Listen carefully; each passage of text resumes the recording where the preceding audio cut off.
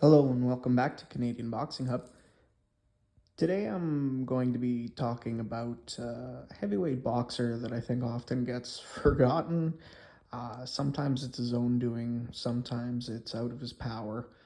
Talking about Hughie Fury, the lesser known, less acclaimed Fury cousin. Um, Hughie is 33 30 3-0.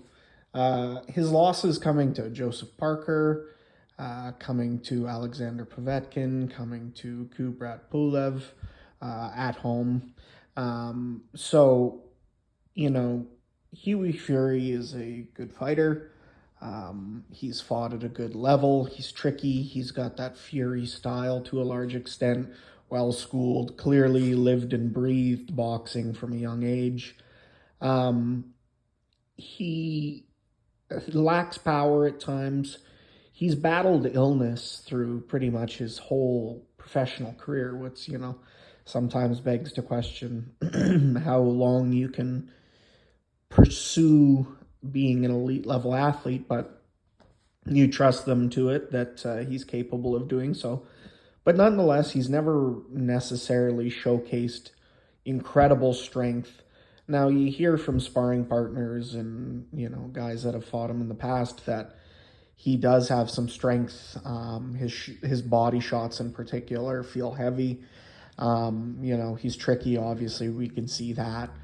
Um, but, Hughie Fury now, I think falling back and being somewhat forgotten about. I was looking at BoxRec, and he, since the Alexander Povetkin loss, has not fought anyone really.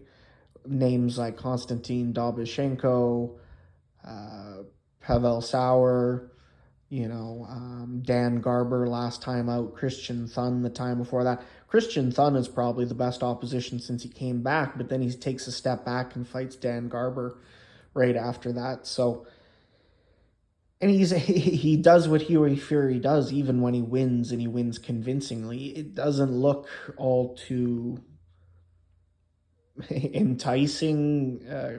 The result might be convincing, but it doesn't necessarily always look so to the eye.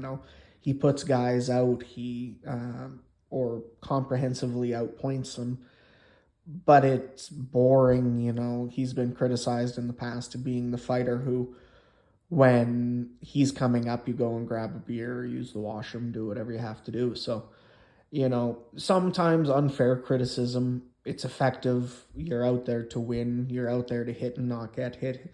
He does those things. He's well schooled, he's always well conditioned to do the rounds. Um, we just need to see him a step up. Um, it will be interesting to see what the next step is. Obviously, after the back of the Dave Allen fight, you hear people talking about them fighting. I don't necessarily like that one just for the sake that they've sparred so many rounds together. They trained together as kids.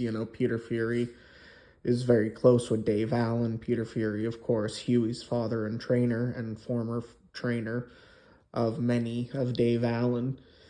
So it's not necessarily a fight I like to see. I like to see, of course, we just had the Johnny Fisher Dave Allen fight, which was respectful and they claimed to be mates, but, somebody got flattened. But, you like to see it where it's a little bit competitive and maybe they want to celebrate after they knock the guy out. So, um, I'd like to see Dave Allen go another way. I'd like to see Hughie Fury, respectfully go straight into something a little bit higher than Dave Allen.